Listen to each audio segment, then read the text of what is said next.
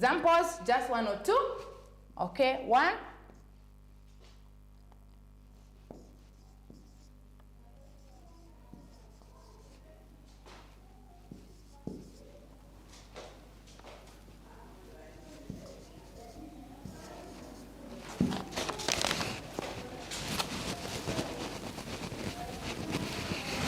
Okay, one example, we may have some lessons after lunch. Okay, number two, we may go to church tomorrow. Okay, number three,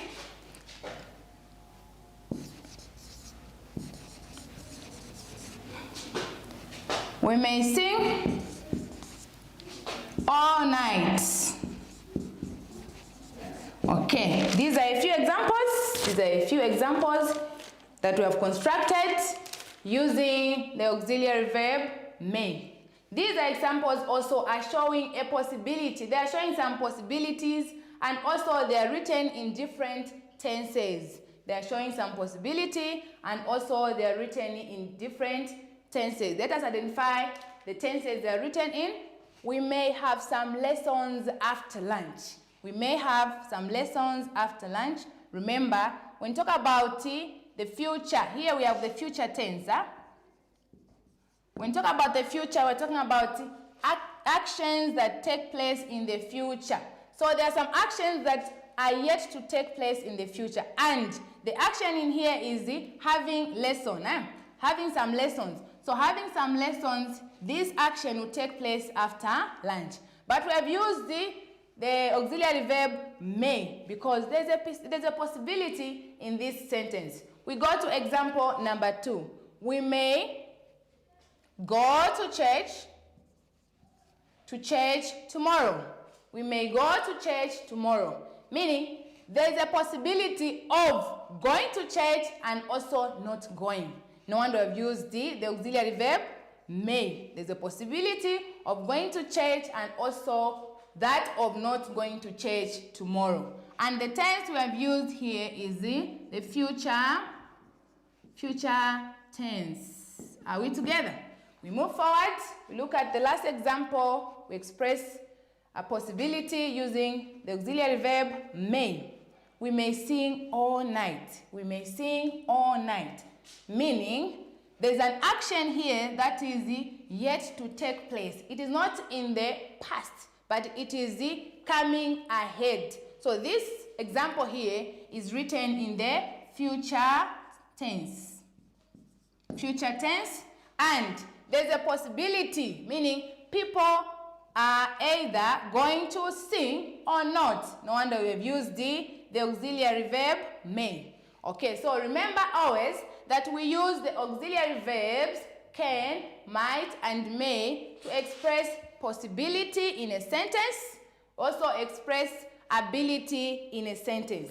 We use the auxiliary verbs can, may, and might to express possibility and also ability. When you're able to do something, being able to do something is what we refer as the ability. When something is yet to be done or will be done is what we call possibility. Okay, we are going to have this simple exercise. We're going to have a quick exercise. Okay.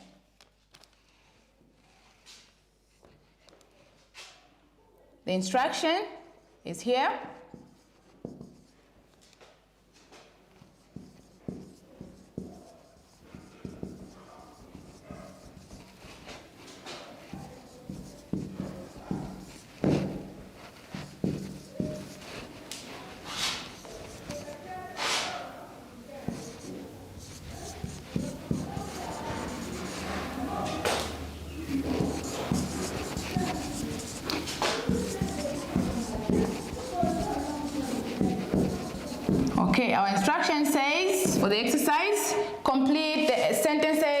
using the auxiliary verbs can, may, and might. Okay, question 1. Ingutu is not here, dash, have woken up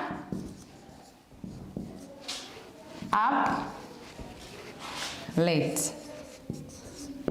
Okay, example number 2. Question number 2, N1 dash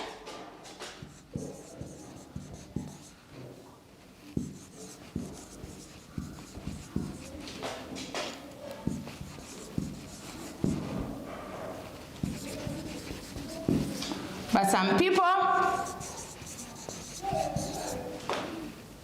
people dash be better dancers.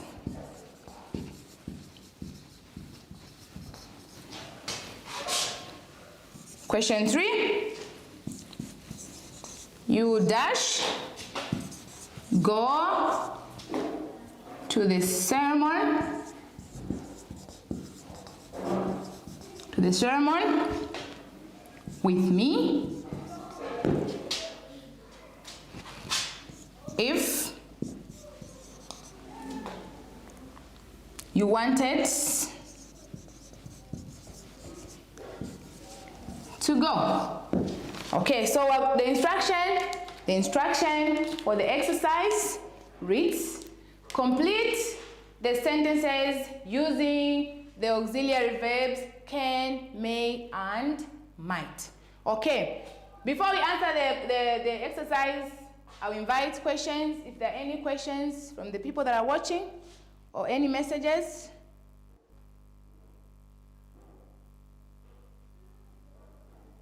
Any calls, any messages, questions, so that we answer this question, this exercise?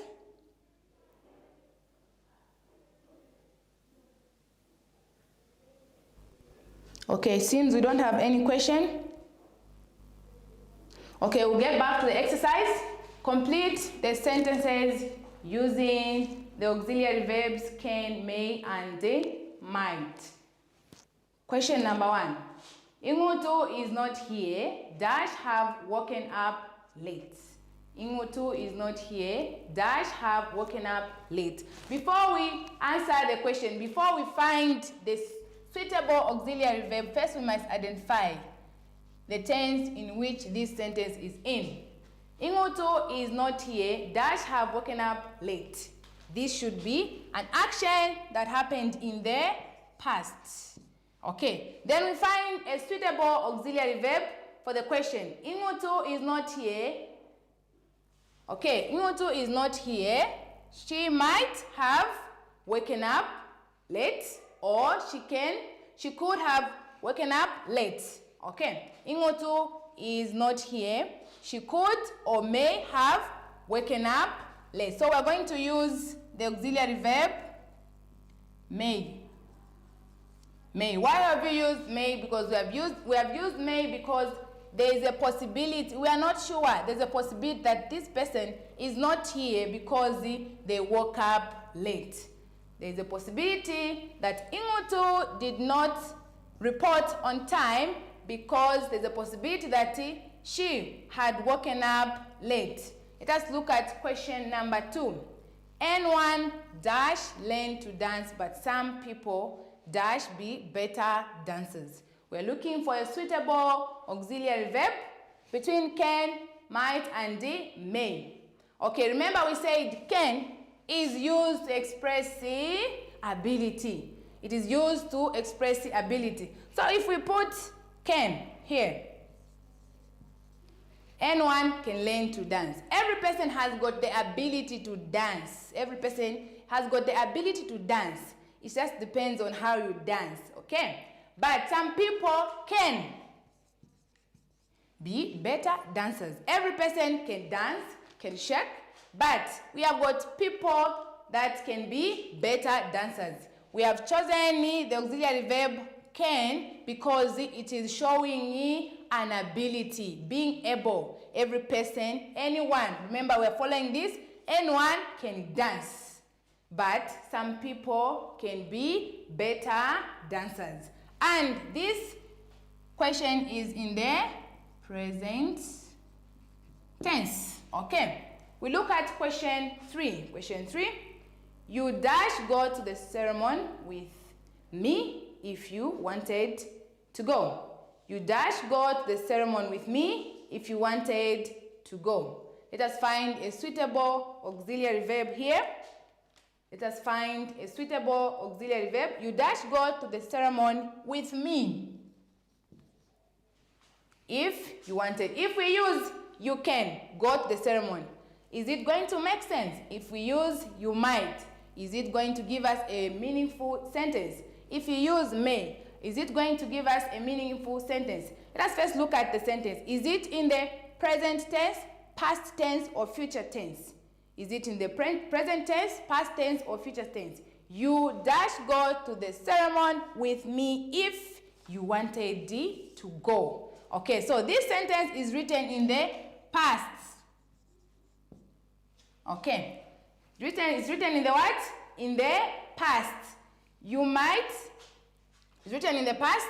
So we're going to use the auxiliary verb may. Okay, we're going to use the auxiliary verb might. Okay, you might go to the ceremony with me if you wanted to go. You might go to the ceremony with me if you wanted to go. So during your spare time, you can go ahead and construct more sentences and more sentences. Remember, the more you practice, the more you understand the grammatical rules. Go through your work and also construct your own sentences by using these auxiliary verbs can, might, and may. Remember, as you construct these sentences, take note that we use might to show a possibility and may to show also possibility. Then we also use can to show ability. We use can to show ability. Every person has got their own abilities. So remember to use the auxiliary verb can to show ability. Okay, so when we meet next, we're going to continue with our auxiliary verbs. We're going to continue our auxiliary verbs. We're going to cover different auxiliary verbs to express different conditions. For today, we're going to end our session here. For now, I'll have 10 minutes or 5 minutes just to answer a few questions, a few calls. A few messages, you can read through a few messages.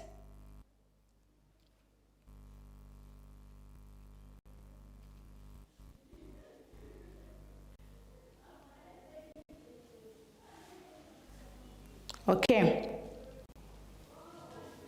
Since we don't have messages, and because we're going to end our session here, please remember to always practice your grammar by using the correct auxiliary verbs so that you also construct the correct and meaningful sentences. This has been your teacher, Madam Kayuni, who will be teaching you English Grade 8. Have a good day. Good afternoon, guys. And these are examples of crops that will grow in Zambia. Look at algebraic expression.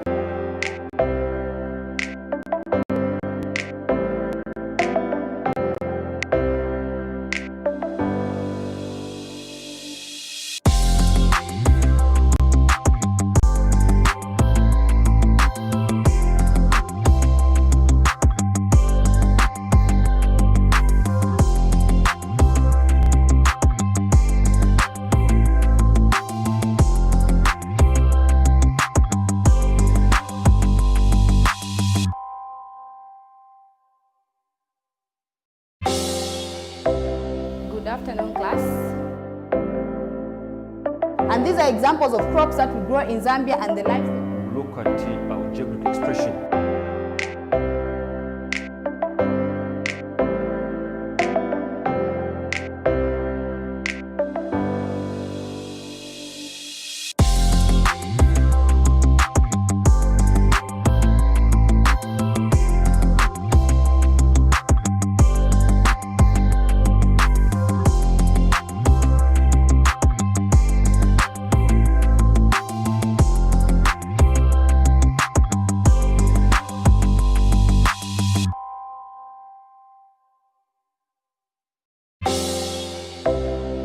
Good afternoon, class. And these are examples of crops that we grow in Zambia and the life.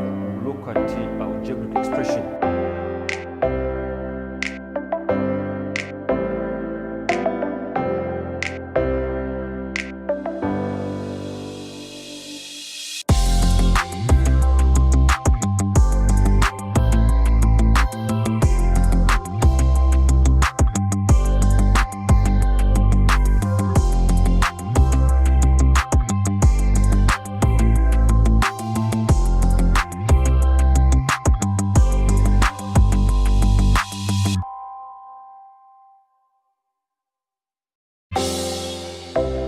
Good afternoon, class. And these are examples of crops that we grow in Zambia and the life. Look at the algebraic expression.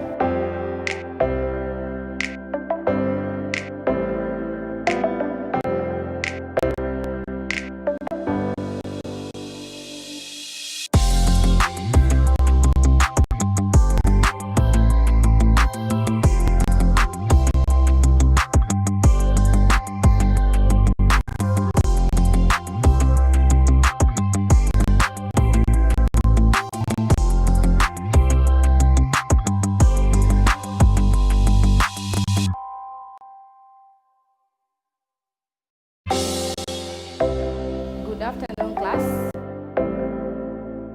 And these are examples of crops that we grow in Zambia and the life. Look at the algebraic expression.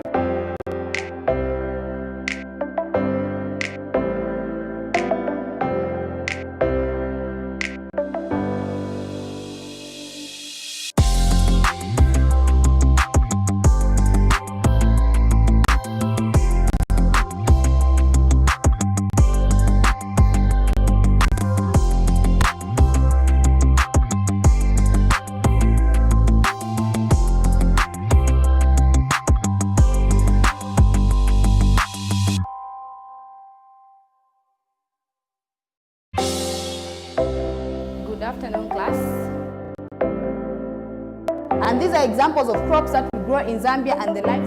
Look at the algebraic expression.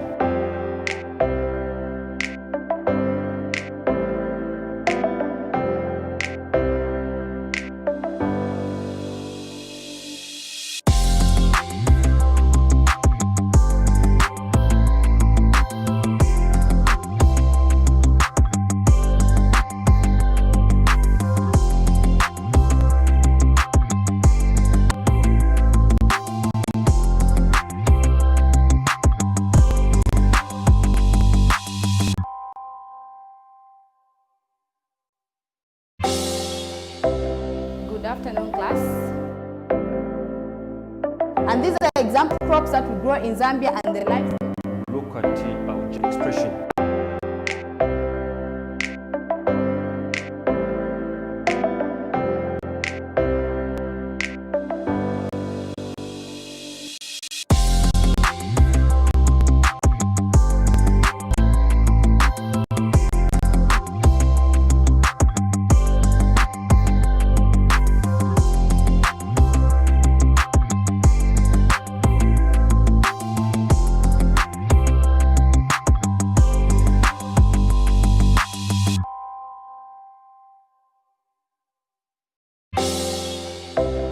Good afternoon, class. And these are examples of crops that we grow in Zambia and the life. Look at the algebraic expression.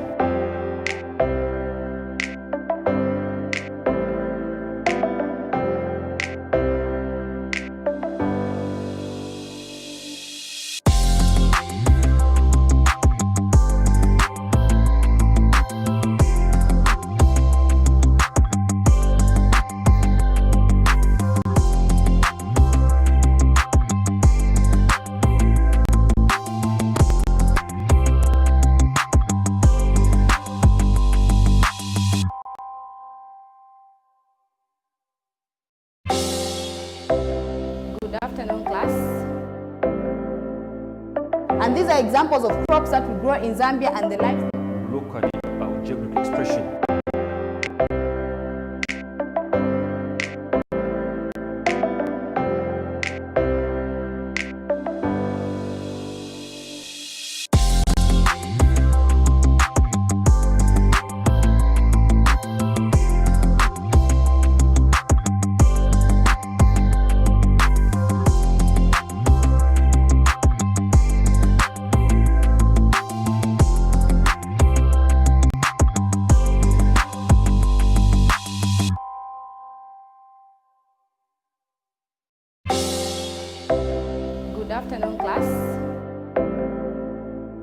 And these are examples of crops that we grow in Zambia and the livestock. Look at the algebraic expression.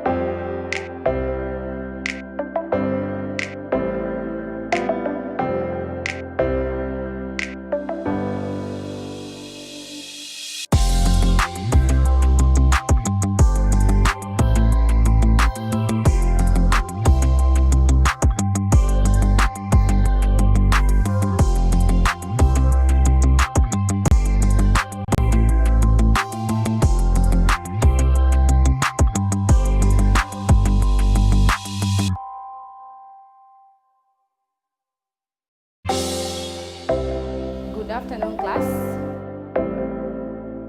And these are examples of crops that we grow in Zambia and the livestock. Look at the algebraic expression.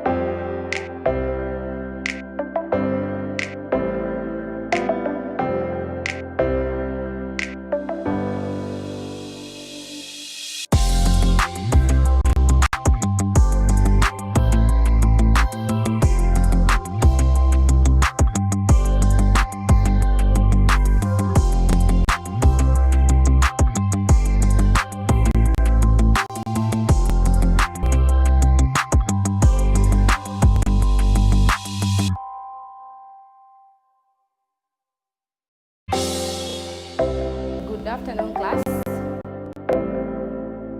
And these are examples of crops we grow in Zambia and livestock. Look at the algebraic expression.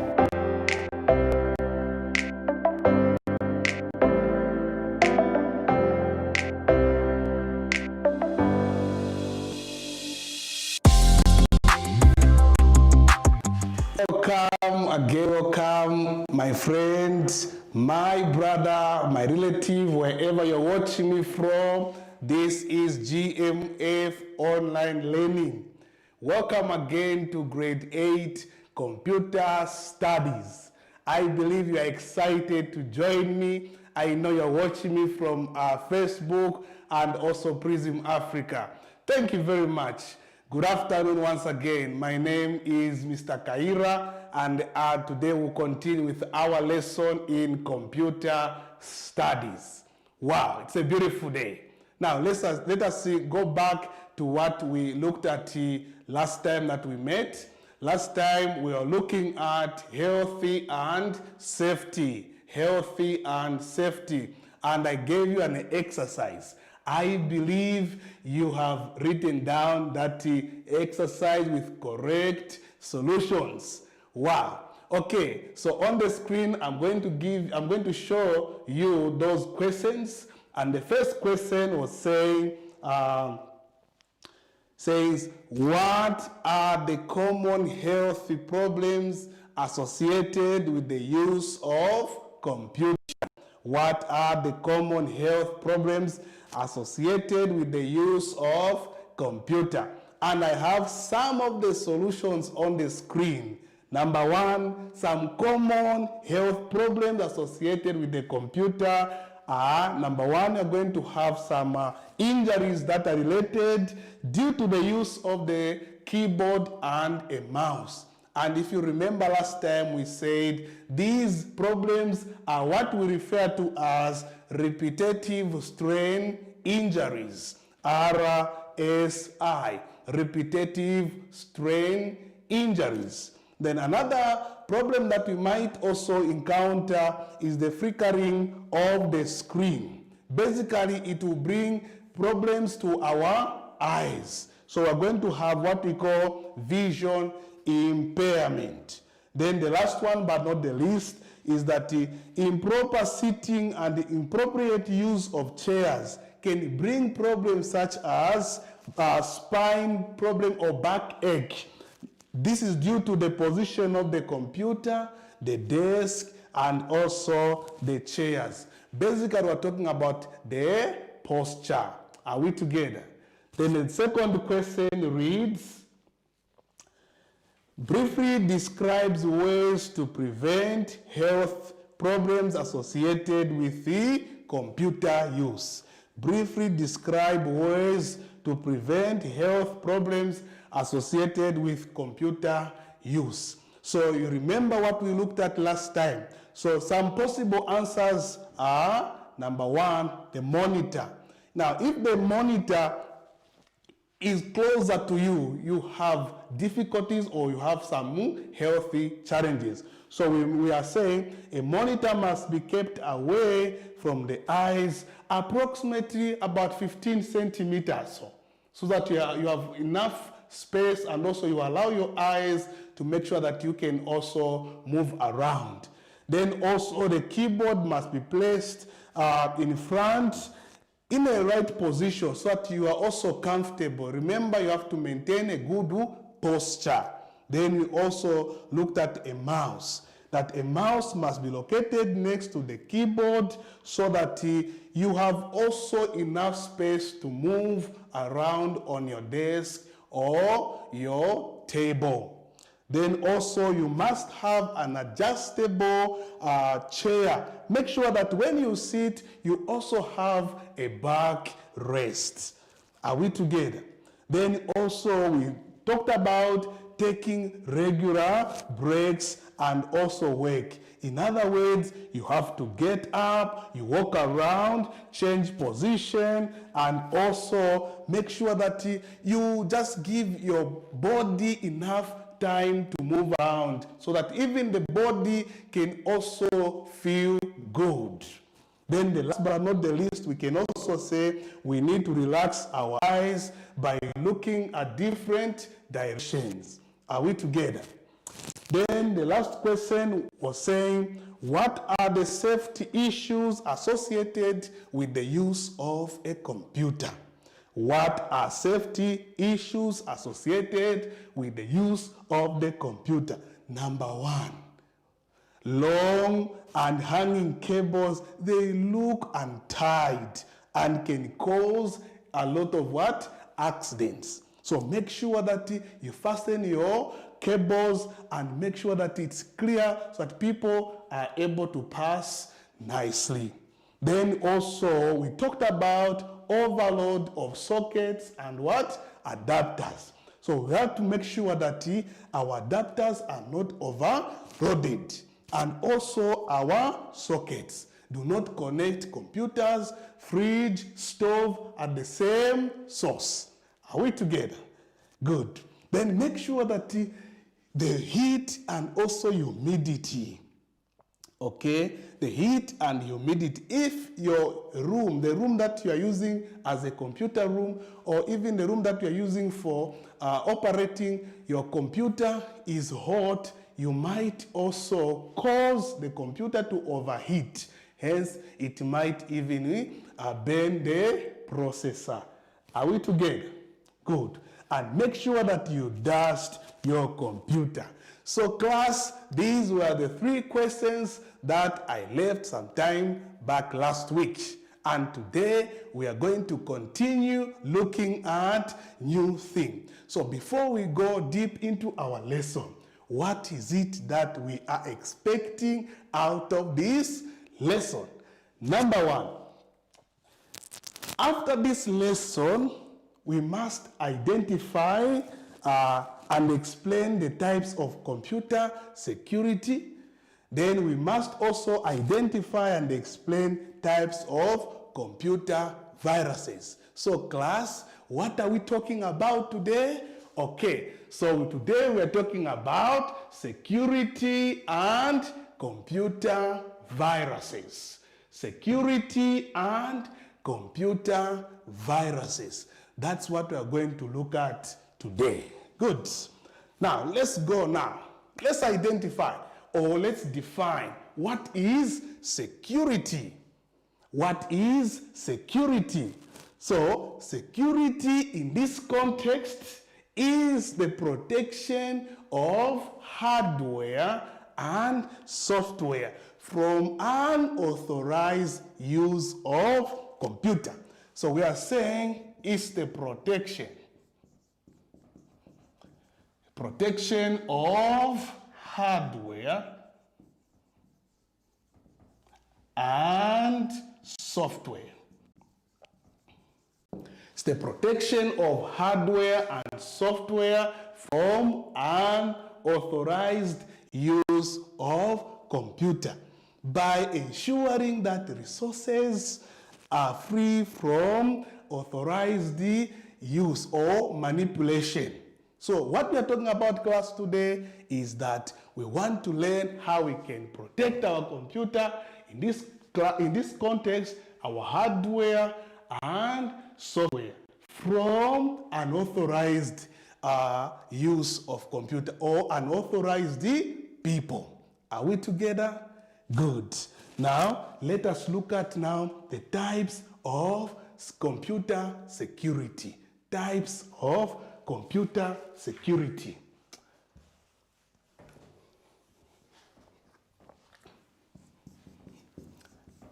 Types of computer security.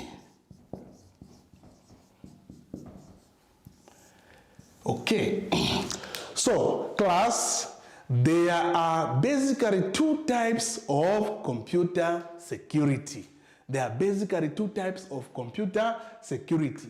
The first one is what we call data security. The first one is called data security. Then the second one is called physical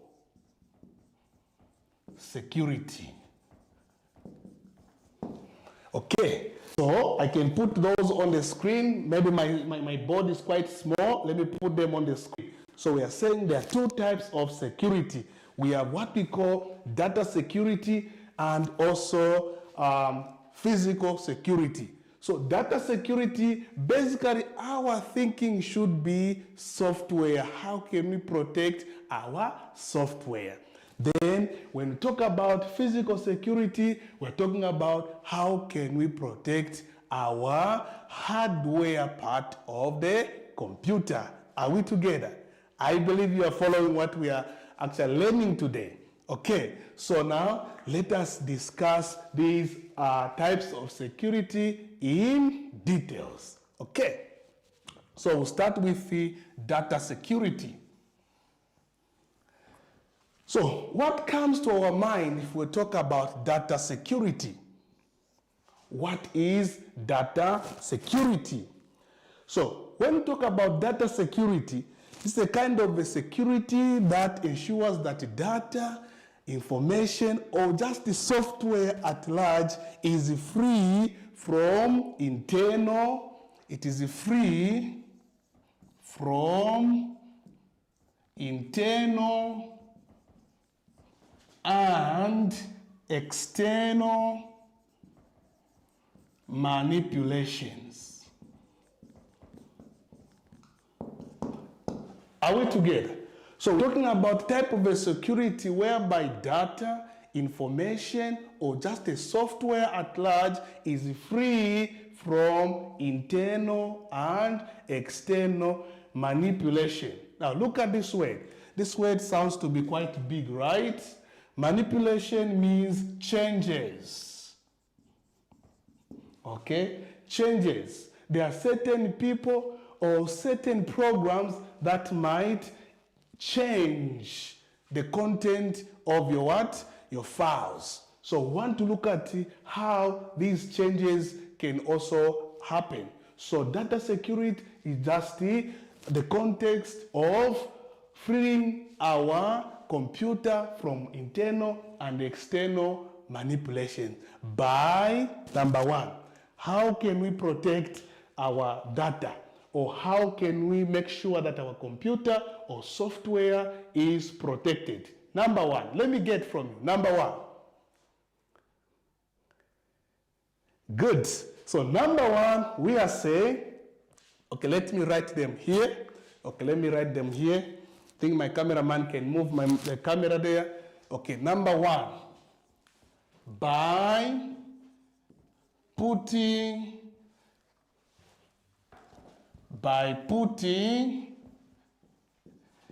a strong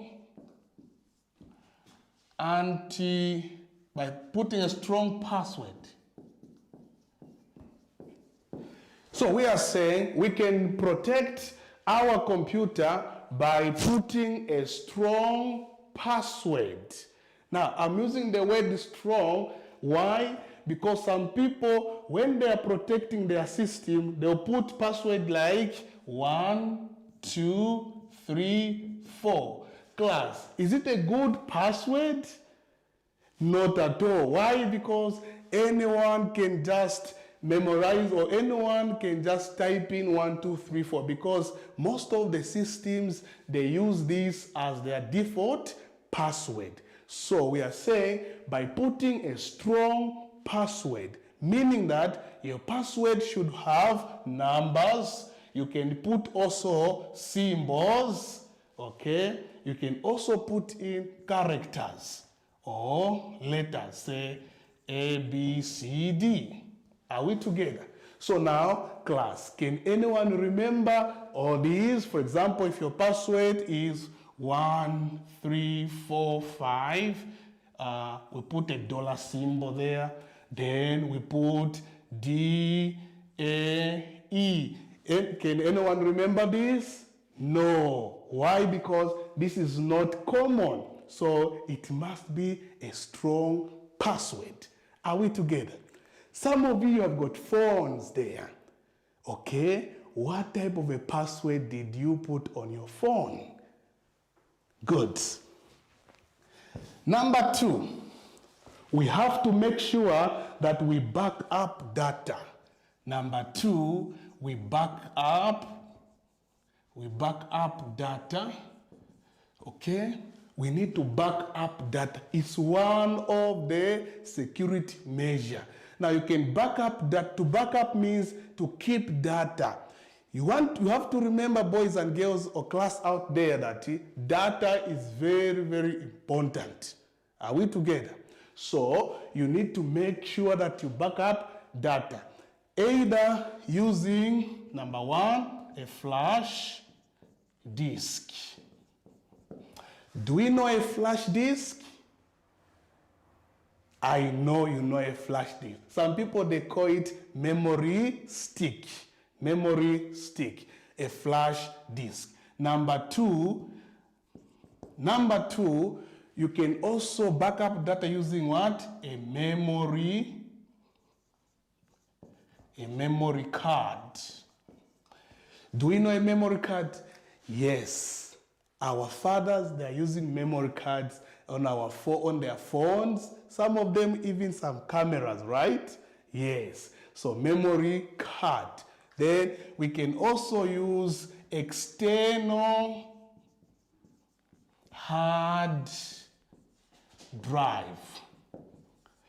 Sometimes we normally say HDD. So if you see HDD, they're just talking about hard drive. So you can use also external hard drive. Okay? You can also use CD or DVD. Do you remember these? CD or DVD? Good. So you can also use CD or DVD. And the new one which has now come on the technological market is what we call cloud storage. Cloud storage. So in this example, we can give Google Drive. So Google Drive is one of the cloud storage. When we talk about cloud storage, we are talking about keeping our data on internet. Okay? Keeping our data on internet. So you can use cloud storage, basically Google Drive or any other cloud storage facility. So these are some of the ways you can back up your what? Your data.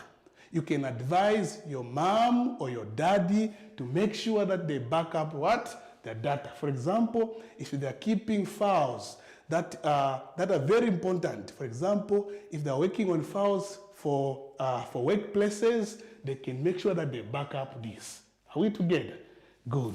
We can also make sure that we put a strong firewall. Number 3, put a strong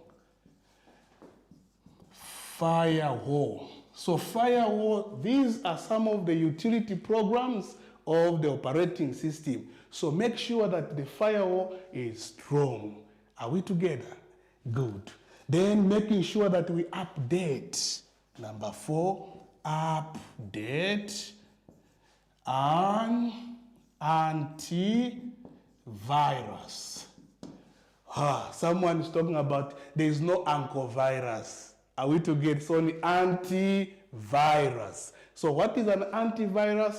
It's a program that prevents viruses. In a minute of time, we're going to talk about viruses. But we are saying we need to update an antivirus. Are we together? Good. Then we need also to make sure that we update our programs. Update the programs regularly. Make sure that the programs on the computer are updated. For example, if your operating system demands an update, make sure that you update it, because one of the what? Security measures. Are we together? Are we together? Then the other one, the last but not the least, make sure that you do not open email addresses. I know some of you don't have an email address. Maybe your father has an email address, or your mother, or your elder brother, your cousins. Make sure that they do not open emails that they don't understand or they don't know the source. They are what we call junky emails that are sent on the what? On the emails. And those emails might carry certain viruses. Are we together? Good. So this is what we mean by data security. So let us look at now another type of security, and that is what we call physical security. Another type of security is physical security. Physical security. Okay, so physical security ensures that all various types of hardware are safe. This ensures that all types of hardware are safe. That's why I said physical security is basically taking care of the hardware parts of the computer. So how can we protect our computers physically? How can we protect our computers physically? Physically, we are talking about this computer, like the one I have in the studio here. How can I physically protect it from either internal or external manipulations? Number one, how can we protect? Number one, make sure that the room or the computer room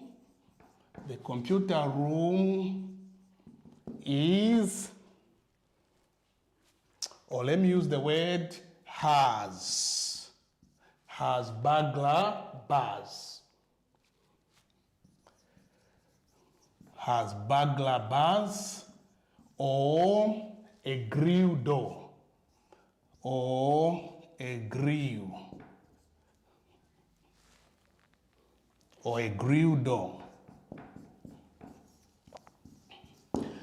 Okay, so this will only apply mostly if it's a computer room at school. But even at home, make sure that where we are putting our computer, there should be high levels of what? Physical security. For example, if you are using a trunk to lock your computer, make sure that the lock should be what? A big lock, which is difficult for people to use, or maybe difficult for people to just unlock. So we are talking about in the computer lab, we should have burglar bars or grill door. That's number one. Number two, you need also to install,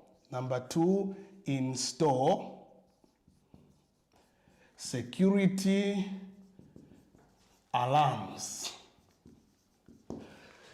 You need to install security alarms in case someone wants to touch either the burglar bars or the grill door. You'll be able to hear the sound of a siren. Then basically you go and do what? Check what's happening there. That's another tool. The second, physical security. Then the other one, you need also to install security cameras. Number 3, install security cameras.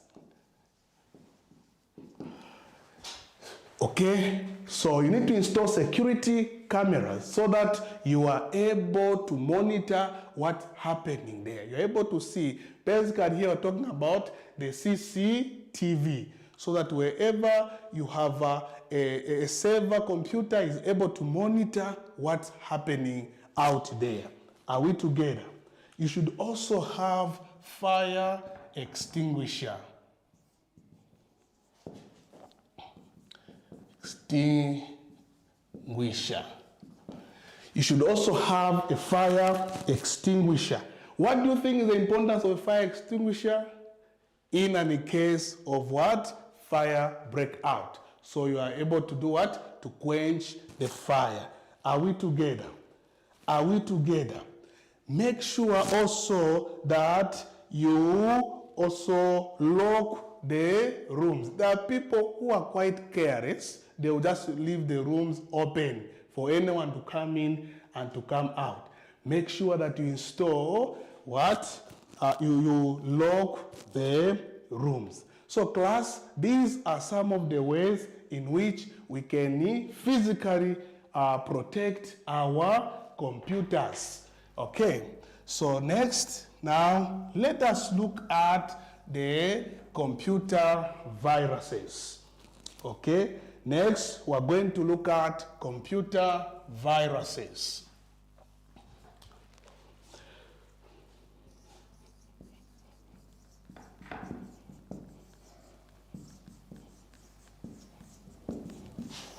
Okay, computer viruses. So let me put a definition on the screen. What is computer virus? What is a computer virus?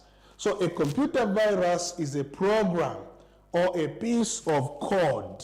It's a program or a piece of code that operates by attaching itself to some programs or downloadable files with the intention of disturbing, deleting, or destroying computer files. Oh wow, what a definition. So a virus is a program, like any other computer program. In simple language, we can say a virus is a software. Now, this software has the intention to do what? To disturb you, the user, or to delete files, or to destroy just the computer files. Wow, what a definition. So you have seen that a virus is not our friend, because all those attributes defines a computer virus. So now, types of computer viruses. Let me write here types of computer viruses.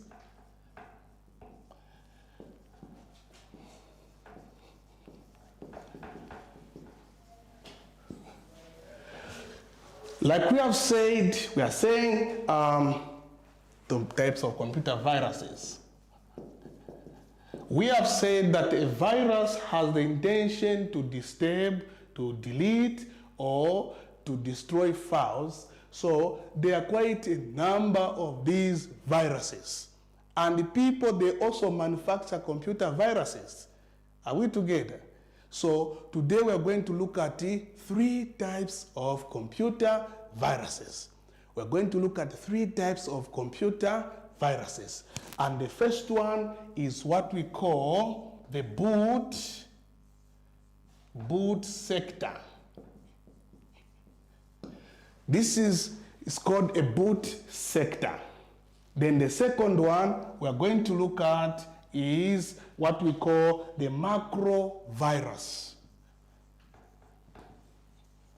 Macros virus. Then the third one we're going to look at is a file infector. It's a file infector. Are we together? So boot sector, macros virus, file infector. Now, when you talk about a boot sector, so when you talk about a boot sector, basically, boys and girls class, boot sector is a virus that attacks a lot of programs that are associated with the booting of the computer. Okay? These are associated with the booting of the computer. Now, what does that word mean? Booting, what does it mean? It sounds as if someone is beating something, right? Not at all. Booting means switching on or off. Switching on or off a computer. So to boot is either to switch on the computer. Okay, so there are certain viruses that attaches themselves to certain files that are responsible, meaning that certain files have boot sector, the computer virus. Word, Microsoft Excel, Microsoft Publisher, these software packages will allow you to design or to program, okay? So these programs will allow you to program certain what? Commands. Now these commands could be shortcut commands. For example, if you have been doing certain work, for example, we say, maybe you've been typing. Every time you want to start typing, you put the heading to say, my name. Okay? You put the heading, my name, on all the document, on all the what? Slide, if you're using a Microsoft PowerPoint. So what? Alt plus 5. So in other words, once you press Alt on the keyboard plus 5, it will bring automatically my name. So what you have just done, you have used what we call macros. Now, when you are programming in your either Word document or in the PowerPoint, there are certain viruses that might be attached to certain commands. You find that you want to press that command, certain things will appear on your screen. So we refer to those viruses as macros. Actually, the commands themselves, they are done using a macros. In the course of the time, we are going to learn how we can program a macros. But today, I want us to learn that there are certain viruses that might be attached to certain documents if you are doing or you are commanding a program to release certain commands for a macros. So those are what we call macros viruses. Then the third one is vectors are also viruses that attacks only files. Some of you have also seen, you want to open a file and then you just hear a sound, bang, on the screen. And then one of those messages that will come on the screen, at the end you see something like it can't open because .exe has a problem. .exe. In other words, this is a file extension of files. In other words, we are saying this file has been what? Infected. So we call those viruses associated with the files as file infectors. And these are common class. These are common, especially if you have been using memory cards or flash disks to get data from one PC to the other. That's why some of you've seen even some viruses will come on your screen. For example, viruses like Trojan horse. Maybe you have seen a Trojan horse, or some of them, they are a Gale, just a Gale. Gale.exe. Those are some of the file infectors or the viruses which are called file infectors. So these are types of viruses. Now, let us look at how we can identify these viruses, or we can use the term symptoms. What are the symptoms?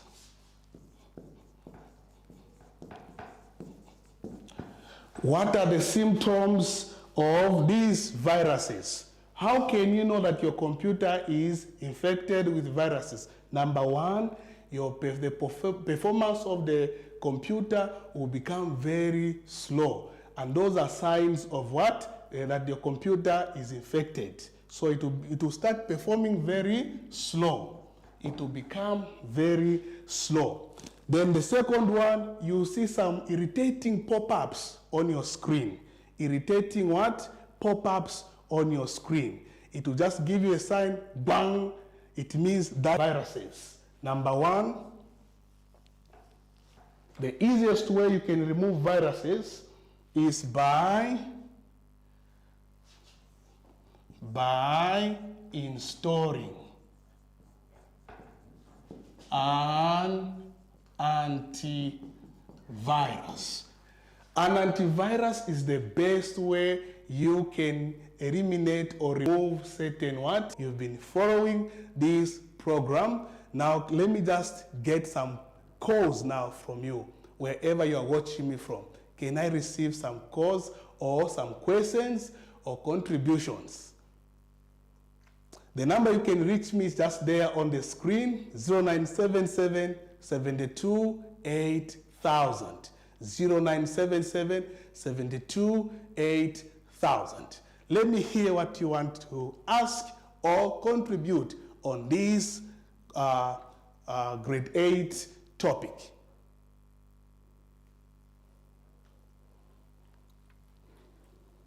Okay, it seems there are no questions. So class, today we've been looking at computer security and computer viruses. Now, these are affecting us every day because all of us now, globally, some people are watching me on YouTube. We are using these gadgets. They are now part of our lives. So we cannot run away from computer. Okay, since there are no questions, you are free to drop in your comments. I'll read them on Facebook. You can on our Facebook. You can just drop in your comments. We'll be able to attend to those comments. Are we together? So before we go, let me give you an exercise. Are you excited? Good. Okay, so I'm going to put an exercise on the screen. Okay, I believe it's there on the screen.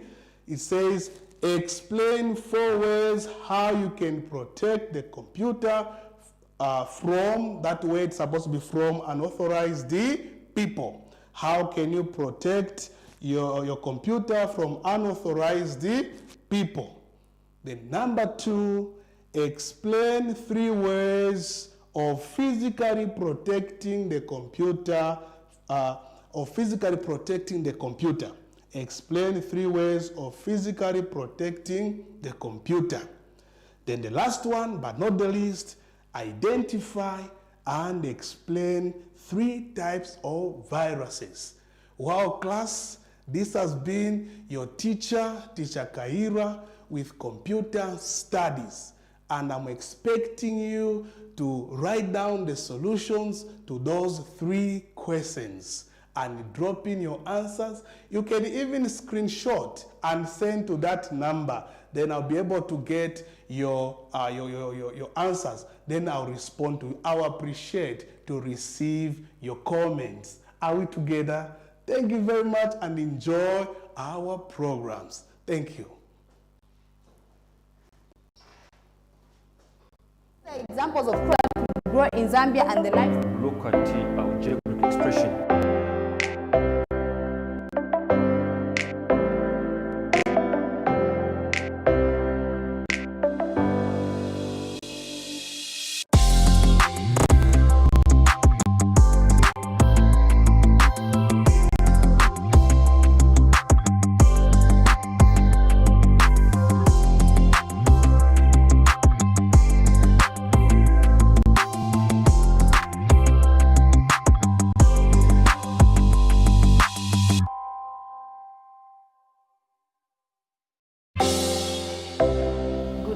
class.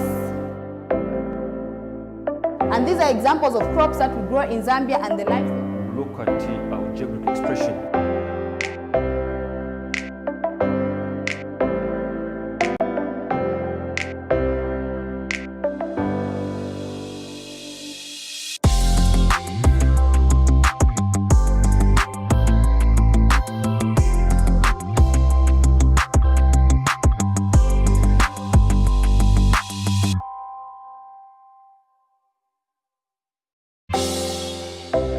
Good afternoon, class. And these are examples of crops that we grow in Zambia and the life. Look at our geographic expression.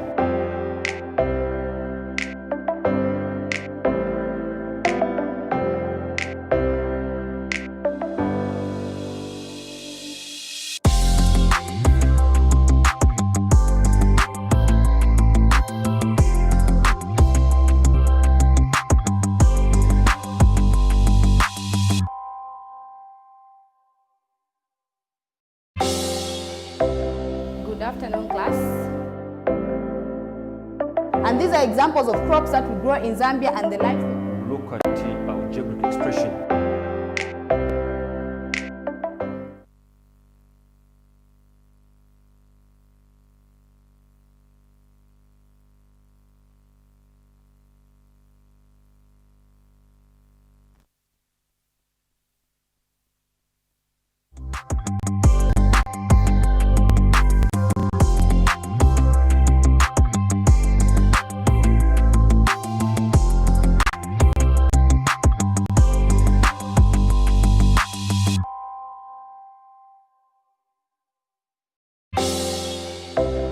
Good afternoon, class. And these are examples of crops that we grow in Zambia and the life. Look at our geographic expression.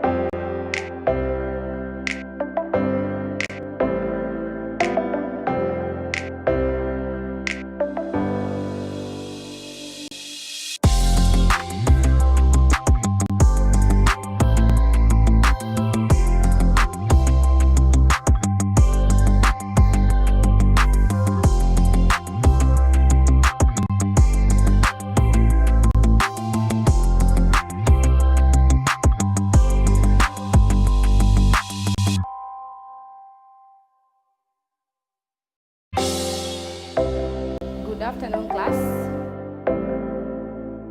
And these are examples of crops that we grow in Zambia and the life. Look at our geographic expression.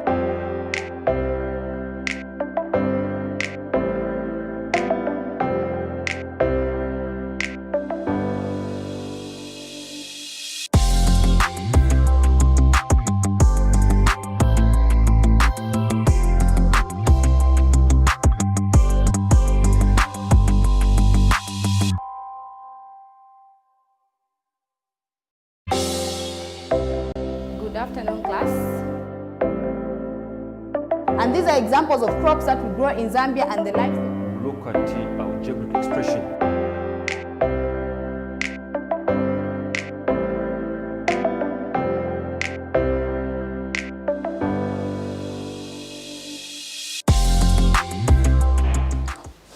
Good afternoon, class. My name is Miss Goma, teaching you integrated science. So today we're studying a new topic, which is on plants and animals. And under plants and animals, we're going to learn on plants, okay? So in this lesson, we're going to define what a microscope is. After defining what a microscope is, we're also going to look at the instrument, a microscope itself, and explain the parts of the functions. Apart from that, we're also going to look at the plant cell and also explain on the parts and its functions, okay? So the first thing is to define what a microscope is. What is a microscope? What is a microscope, okay? So a microscope, this is an instrument used to magnify small objects. A microscope, this is an instrument used to magnify small objects, okay? I'll give examples of a plant cell and the animal cell. So these two cells, you cannot see them with our naked eyes, but we can view them using a microscope. So with me here, I have a microscope on the board and its function, okay? So let's look at the parts that are involved in the microscope and its function. So the first part I have there is the eyepiece. The first part I have there is the eyepiece, and the function of the eyepiece is to magnify objects. The function of the eyepiece is to do what? To magnify objects. Let's go to our second. Let us go to the second part. On the second part, we have the tube or barrel. We have a tube or barrel. The function of a tube and a barrel is to bring objects into a clear view. So the function of the tube and the barrel is to bring the objects into a clear view. Are we together? So we've given the function of the eyepiece, which magnifies the objects. We've also given the function of the tube or the barrel, which brings the object into a clear view. Okay, so let's go to the third part. Let's go to the third part. And the third part we have there is cos focus knob. Cos focus knob. The function is to tend to bring the object into focus under a low magnification. So the cos focus knob is to bring the object into focus under a low magnification. Okay, so after seeing the function of the cos focus knob, let us go to the fine focus knob. What's the function of the fine focus knob? Okay, so it's to tend to bring the object into high magnification. Okay, so this one, it is tend to bring the object into a high magnification. So what? Both of the cos focus knob and the fine focus knob, they all bring objects into clear view, but the difference is that the cos focus knob, it brings under a low magnification, and the difference on the fine focus knob is to bring objects under a high magnification. Okay, so after giving the function of the fine focus knob, let us go to the nose piece. Let us go to the nose piece. So this is a nose piece that we have here. This is a nose piece that we have here. Its function is to tend to select objective lenses. Its function is to tend to select objective lenses. So the nose piece is the one that is responsible in the selecting of the lenses.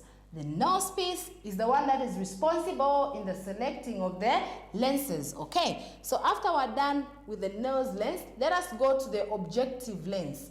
Let us go to the objective lens. What is the function of the objective lens? The part that is found on the microscope. So the function of the objective lens is to magnify objects. Okay, it is to magnify objects. So they've got the same function with the eyepiece. We say the eyepiece helps to magnify objects.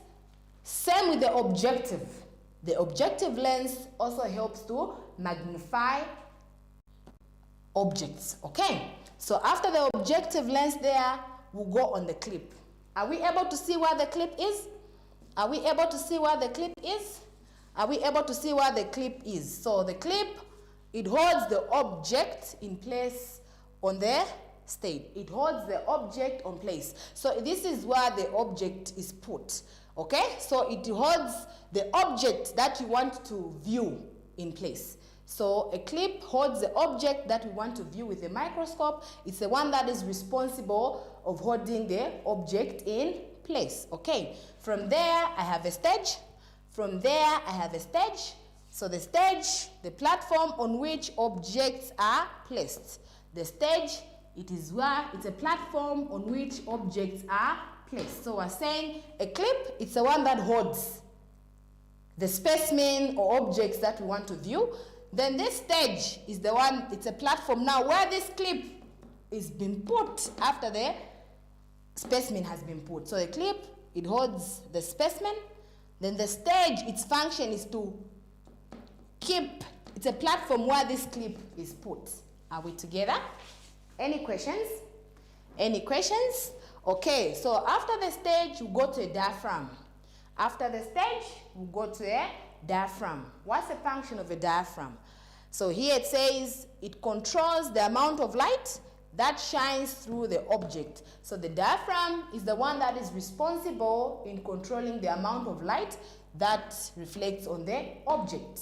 So the diaphragm is the one that is responsible on the amount of light that reflects on the objects or species that we're supposed to view with our microscope. Okay, so after a diaphragm there, we have a lamp or mirror. We have a lamp or mirror, and it says reflects, shines light up through the object. So the mirror is the one that reflects the light that shines through the specimen or the object that we want to view using a microscope. Okay, so this one reflects the light that we want to see the object that has been put to be viewed. Okay, then we go to the arm. Are we able to see the arm? Are we able to see the arm? Are we able to see the arm? Okay, so this arm is used to carry a microscope. This arm is used to do what? To carry a microscope. So the arm is used to carry a microscope. Okay, what about a stand? What is the stand used for? If the arm is used to carry a microscope, what is the stand used for? If the arm is used to carry the microscope, what is the stand used for? So the stand is the one that is responsible for the microscope to balance. The stand is the one that is responsible for the microscope to do what? To balance. Without the stand, the microscope cannot balance. So we're saying the stand is the one that is responsible for the microscope to balance. Okay, so after learning the functions that are found on the microscope, after learning the functions that are found on the microscope, the next thing that we're going to learn is the guidelines on how we use a microscope. Okay, so the next thing we're learning is the guideline on how to use a microscope. Okay, so allow me to move this diagram the other end.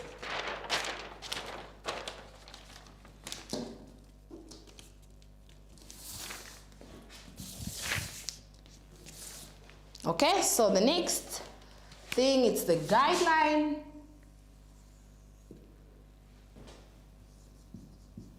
Guidelines on how to use a microscope. Okay, so the guidelines on how to use the microscope. So the first guideline is that you always use two hands to carry a microscope. The first guideline is you always use two hands to do what?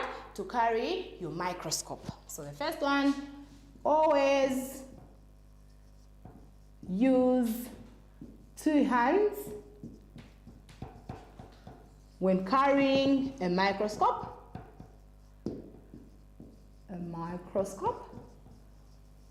Okay, so the first point is that you always use two hands when carrying a microscope. Then the second point is that do not place the microscope at the edge of the table. Do not place the microscope at the edge of the table. Why are we saying we shouldn't place our microscope at the end of the edge? It might fall. And when it falls, it gets destroyed. So we should always avoid, when you want to place a microscope, put it at the center of the table where it cannot fall, not at the edge of the table. So do not put the microscope at the edge of the table.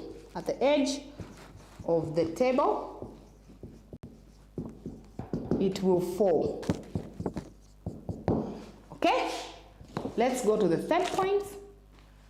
Do not touch the lenses and the mirrors. Do not touch the lenses. The lenses are there and the mirrors. So we shouldn't touch the lenses and the mirrors with our fingers. We shouldn't touch the lenses and the mirrors with our fingers. So we should avoid touching the eyepiece lens there. Apart from the eyepiece lens, we should also avoid touching the lamp or mirror with our fingers. So the third one is to avoid touching the lenses with our fingers. The fourth point, when you want to clean the lenses, in case you touch the mirrors and the lenses with your fingers, what do you use? You use a lens tissue. So when you want to clean the lenses and the mirrors, make sure you use the lenses. So if you want to clean the lenses and the mirrors, make sure you use the lens tissue. So the fourth point, use a lens tissue to clean your lenses.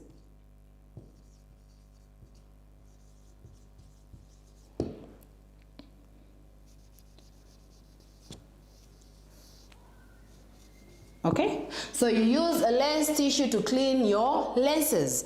Then the fifth point, you do not put your specimens direct on the stage. You do not put your specimens direct on the stage, but you put them on the microscope clip. You put them on a microscope slide. So you do not put your lenses direct on the stage, but you put your specimens on the microscope slide, okay? Do not put the specimens or objects direct on the stage, but you put objects on. Okay, then the guidelines on how you take care of the microscope or how you use a microscope is that always dust your microscope before use. You always dust your microscope before use. So what do you use when you want to dust this microscope? So the sixth point is always dust your microscope. Okay, so what do you use when dusting a microscope? Is it a broom? No, we do not use brooms to dust our microscope. So you use a clean, smooth cloth. You use a clean, smooth cloth. Why are we saying we are using a smooth cloth? To avoid the scratches. To avoid the scratches on the microscope, because we need to keep it new, because we have to use it in our daily life and always in the lab. So you use a clean cloth to dust, to remove the dust. Okay, so after the guidelines on how to use a microscope, I believe we've learned 6 ways on how you can use a microscope. The first one, we talked about carrying a microscope using 2 hands. The second one, we talked about not putting a microscope at the edge. It might do what? It might fall. Then the other one, we refuse touching the lenses and the mirrors using our fingers. So in case you touch the lenses by mistake, the fourth point was to use lens tissues. You use the lens tissues to clean the lenses. Okay? So apart from that, we also talked about we shouldn't put specimens direct on stage, but specimens should be put on the slide. Then after you put on the slide, that's when you can put on the stage. Are we together? And the last point that I had there was always dust your microscope. And as you are dusting your microscope, we're not using a cloth that is rough, but we're using a cloth that is smooth enough so that we shouldn't leave scratches on our microscope. Okay? Any questions? Any questions? Okay, there are no questions, so let's move on. So after we're done with the microscope, the guidelines of the microscope,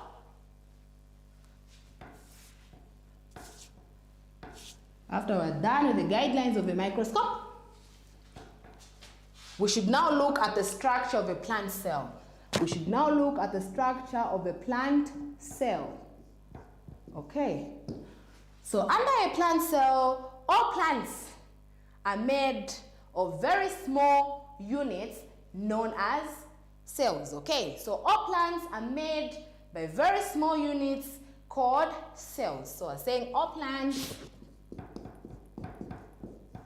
plants are made up are made up of very small units known as cells. Okay. So there's a new term in the sentence that says all plants are made up of very small units known as cells. So we need to define what is a cell. What is a cell? What is a cell? Okay, so a cell is the smallest structure and functional unit of an organism. So we're defining a cell to be the smallest structural and functional unit of an organism. Okay? So a cell is the smallest structural and functional unit of an organism. Okay, so we're saying a cell is the smallest structural and function unit of an organism. Okay, so how does this plant cell looks like? How does this plant cell looks like? Say a plant cell and animal cell, they are microscopic. A plant cell and an animal cell, they are microscopic. What does microscopic mean? Okay, it means that we cannot see the parts of a plant cell or animal cell with our naked eyes, but we can use what? A microscope, because we just defined a microscope to be an instrument that is used to magnify objects. Okay, so with me here, I have a diagram that shows a plant cell. With me here, I have a diagram that shows a plant cell.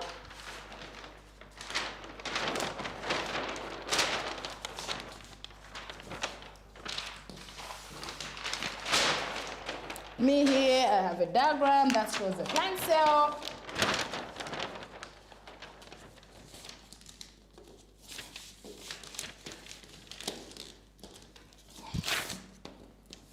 Okay.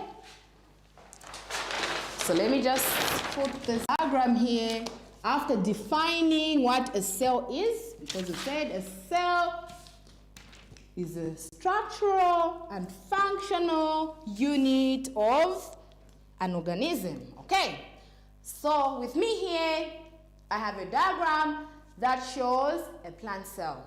With me here, I have a diagram that shows a plant cell. Okay, I have a cell wall, which is there. I've got a cell membrane, which is there. I have a vacuole that is on the center of this plant cell. I have the mitochondrion there. I have a nucleus there. I have chloroplast with me there. And I also have cytoplasm. Okay, so after looking at the parts of a plant cell, we need to know the functions of each part.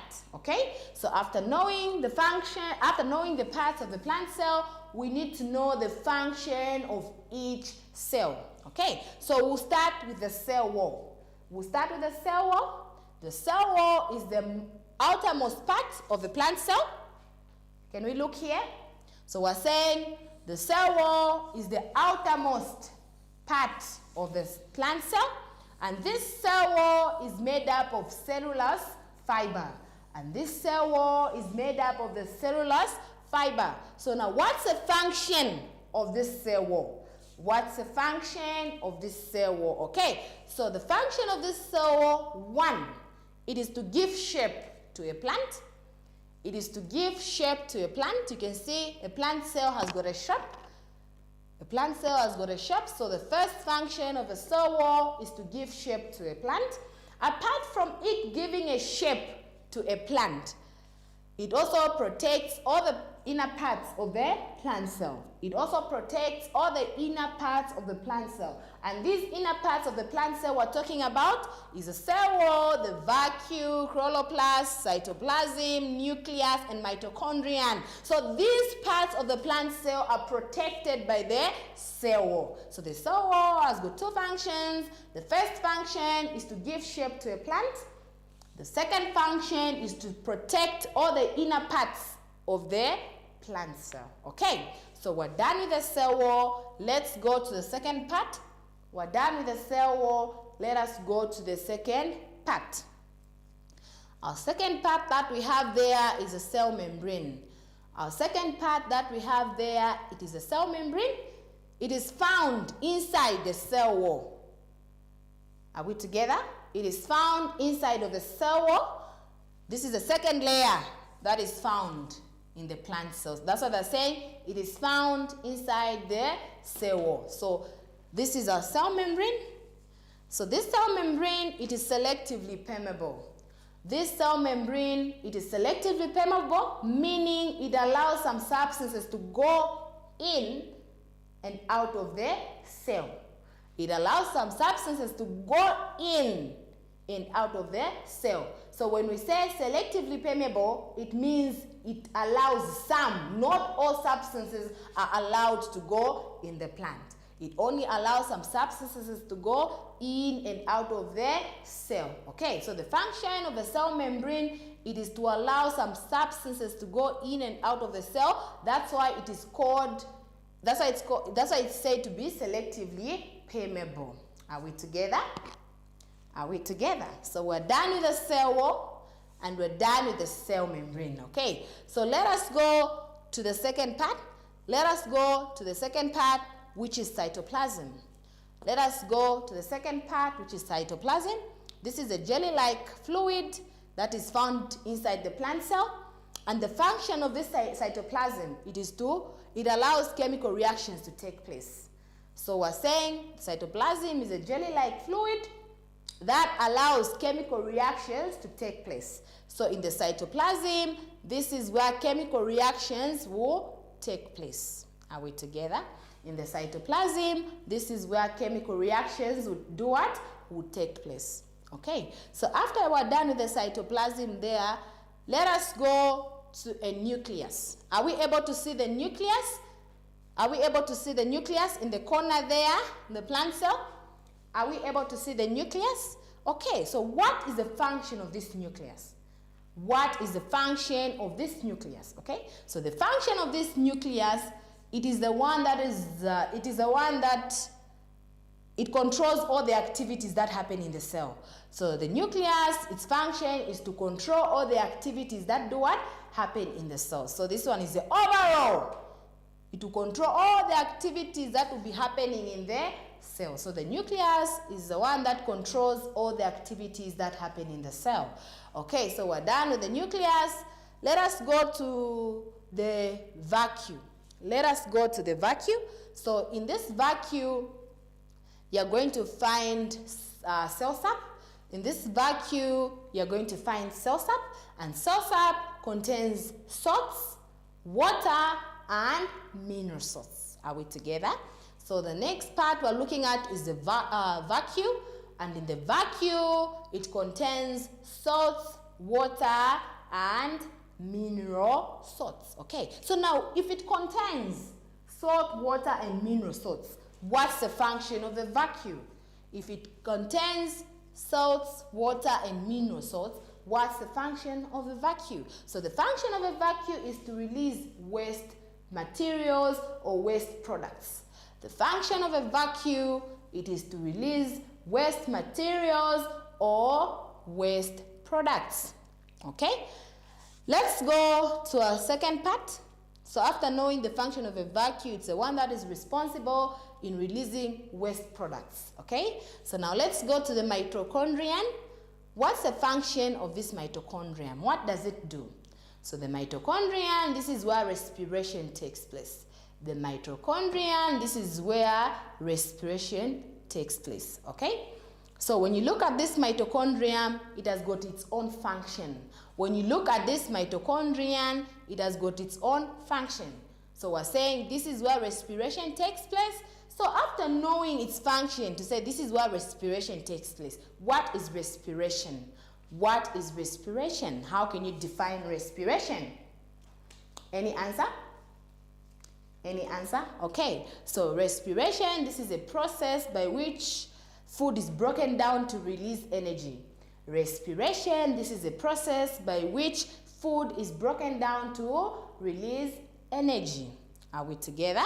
Okay, so now let's move to the last part, which is chloroplast. Let's move to the last part, which is chloroplast. Okay, so chloroplast contains a green pigment known as chlorophyll.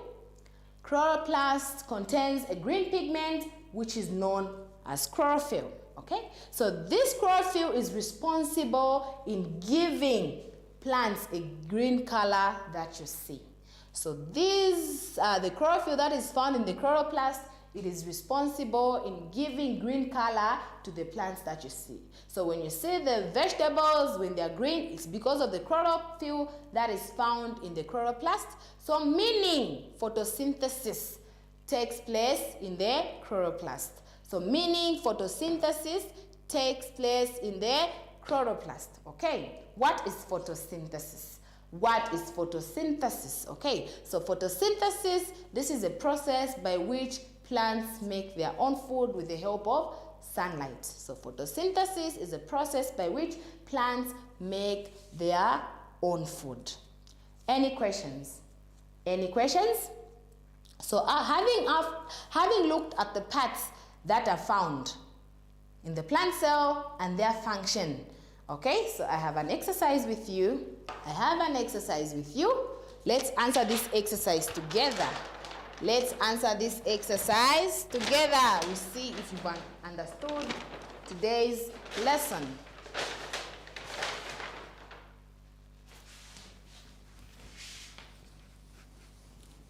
Okay. The first question reads, this is an exercise that we're doing together right now. The first question reads, define a microscope. The first question reads, define a microscope. That's the first question. Then my second question reads, list at least 3 guidelines.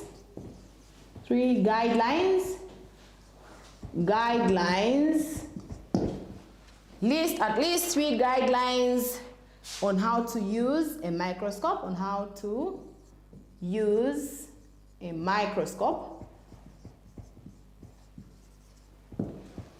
Then the third question, explain the functions, explain the following functions, explain the following function of a microscope.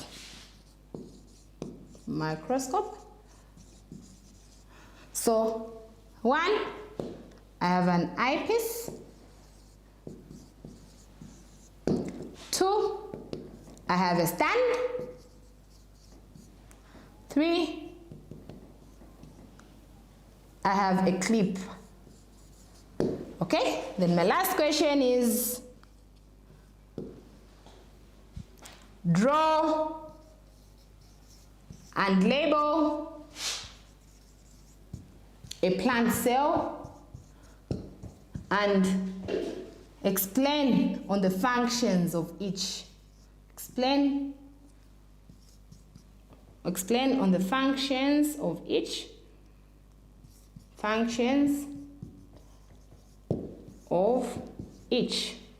Okay, so as we're answering these questions together, you can keep the questions coming. You can text, SMS on any questions that you have. So the first question says define a microscope. Okay, so what is a microscope, class? What is a microscope? Okay, good. A microscope is an instrument used to magnify objects. A microscope is an instrument that is used to magnify small objects. And these small objects, you cannot see them with our naked eyes, but we use what? A microscope. Good. My second question reads, list at least 3 guidelines on how to use a microscope. So I gave you 6 guidelines, so you can pick any 3 from the 6 that I gave you. Anyone with an answer? Anyone with an answer? Okay, so the guidelines that we gave, 1, you always carry a microscope using 2 hands. The second one was, do not put your microscope at the edge of the table, it might fall. When it falls, the microscope is destroyed. The third one was, do not touch lenses with your fingers, right? With your fingers, don't touch the lenses with your fingers, or do not touch the mirrors with your fingers, okay? Then the fourth one was, use a lens tissue to clean the lenses. Use a lens tissue to clean the lenses. Do not use any foreign material, but you only use lens tissues to clean what? The lenses, because you might scratch the lenses. Are we together?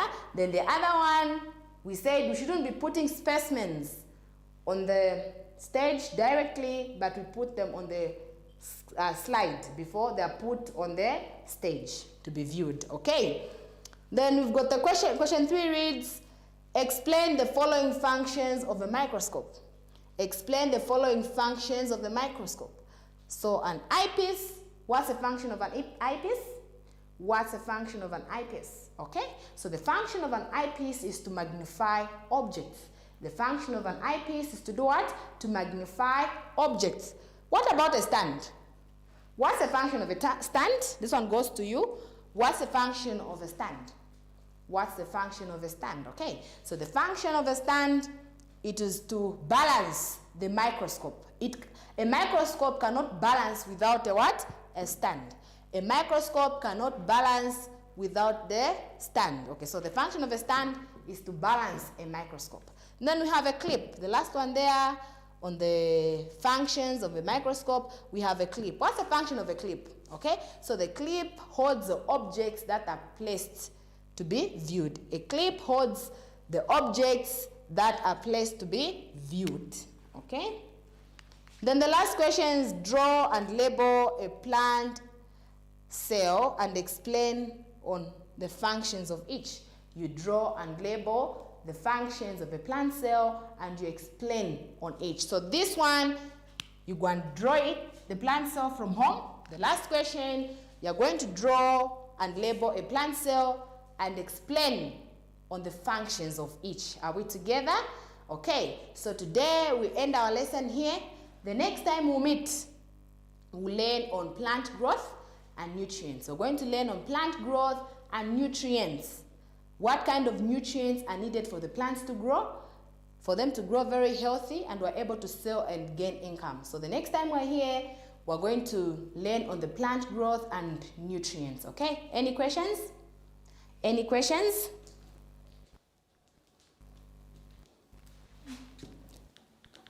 Any questions? Okay, there's one here.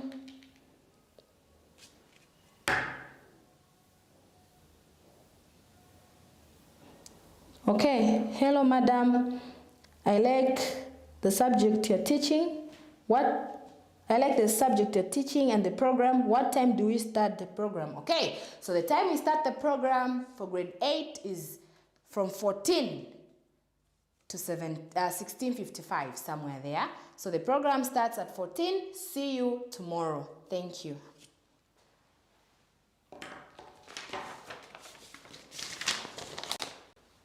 Good afternoon, class.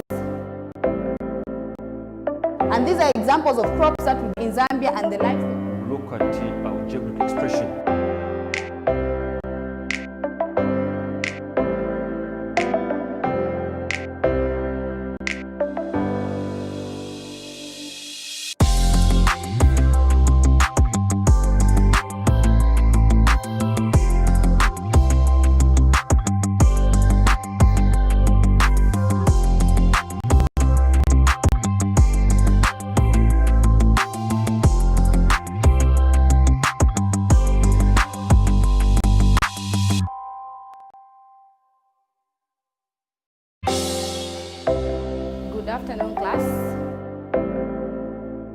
And these are examples of crops that we grow in Zambia and the livestock. look at algebraic expression. Fairview College of Education is now enrolling students for the June-August intake in the following courses: Secondary Teachers Diploma and Degree, Primary Teachers Diploma and Degree, Early Childhood Teachers Diploma and Degree, Early Childhood Certificate, Social Work Diploma, Public Relations, Sales and Marketing, Journalism and Clinical Medicine. For more details, call 0955 0966 or 097